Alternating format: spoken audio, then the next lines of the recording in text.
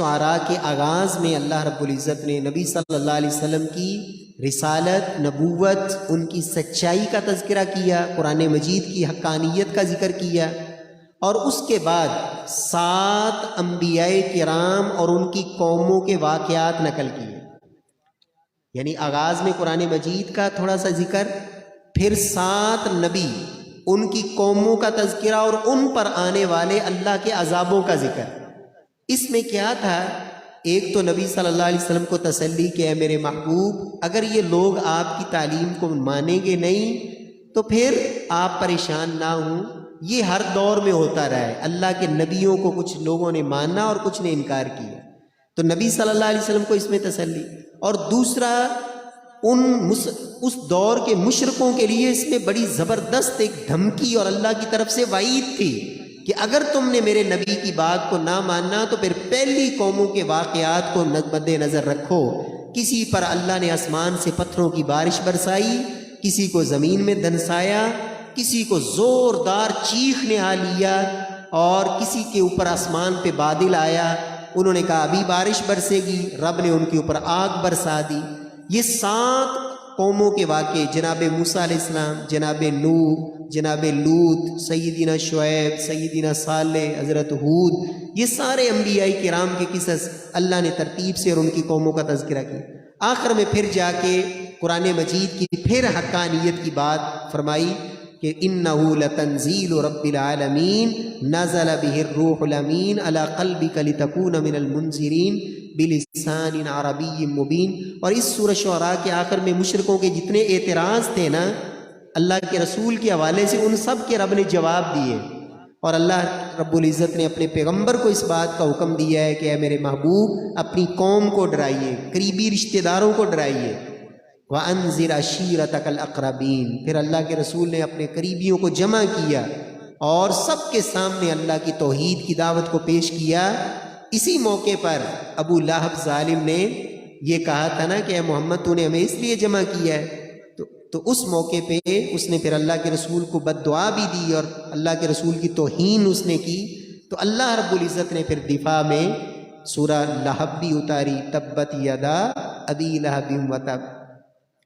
تو بہرحال اس صورت کے آخر میں جو ہے نا مشرکوں کا جو ایک اعتراض تھا، بس ہم آخر پہ پہنچ گئے، سورہ شعراء آخر میں اللہ نے مشرکوں کا جو ایک اعتراض تھا نا کہ یہ نبی جو ہے نا یہ شاعر ہے، یہ کیا ہے، آپ صلی اللہ علیہ وسلم کو وہ جادوگر بھی کہتے تھے، کبھی مجنون کہتے تھے، اور ایک اعتراض یہ بھی تھا کہ وہ شاعر بھی کہتے تھے۔ تو اللہ رب العزت نے فرمایا ہے کہ شاعر کون ہوتے ہیں؟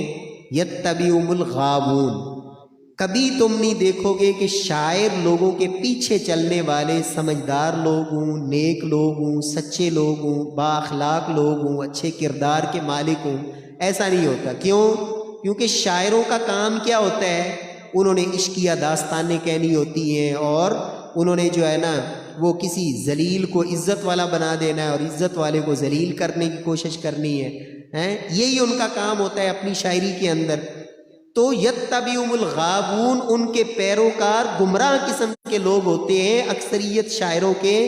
تو محمد مصطفیٰ کے پیروکاروں کو دیکھو، وہ صدیق اکبر جیسے، عمر فاروق جیسے، عثمان اور علی جیسے، اللہ اکبر۔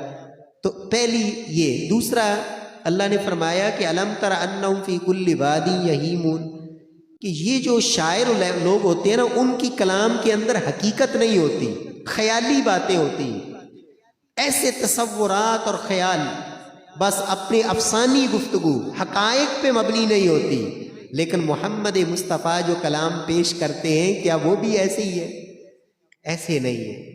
اور تیسرا اللہ نے فرمایا کہ انہم یقولون ما لا یفعلون، کہ شاعر لوگ جو ہوتے ہیں نا وہ جو باتیں کہتے ہیں وہ خود نہیں کرتے، ان کے شعر بس جو ہے نا وہ لوگوں کو بھڑکانے کے لیے اور ان کو جوش دلانے کے لیے، خود ان کا اس پہ عمل نہیں ہوتا۔ لیکن محمد مصطفیٰ صلی اللہ علیہ وسلم کی پوری زندگی کو آپ دیکھیں، اللہ کے رسول نے جو کہا ہے وہ کر کے دکھایا ہے، آپ کے قول اور فعل میں کبھی تضاد نہیں تھا۔ تو رب العالمین نے پھر آگے فرمایا سارے شاعر ایسے نہیں ہوتے، ان میں سے کچھ کا استثناء کیا، الا الذین آمنوا، فرمایا جن شاعروں میں وہ پہلی تین ان کے وصف ہوں گے وہ تو گمراہ ہیں، لیکن ان سے گمراہوں سے بچتے کون ہیں؟ ایمان والے، الا الذین آمنوا، جو ایمان والے ہوں، وعاملوا الصالحات، نیک عمل کرنے والے ہوں، وذکر اللہ کثیرا، اور اللہ کا کثرت سے ذکر کرنے والے، ان کے شعروں کے اندر بھی رب کی یاد، رب کا تذکرہ نظر آئے گا۔ فرمایا وانتصروا من بعد ما ظلموا، اور ان کی شاعری اسلام کے دفاع میں، اللہ کے نبی کے دفاع میں، اہل اسلام کے دفاع میں، یہ ہیں شاعر ایمان والے، یہ ان سے مستثنیٰ ہے۔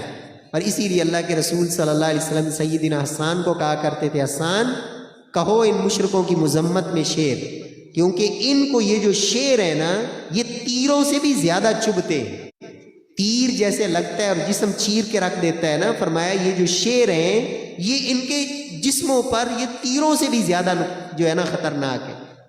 لیکن وہ شعر کیسے ہوتے ہیں؟ جو حق پہ مبنی ہو۔ تو نبی صلی اللہ علیہ وسلم خود شاعر نہیں تھے۔ اللہ اکبر۔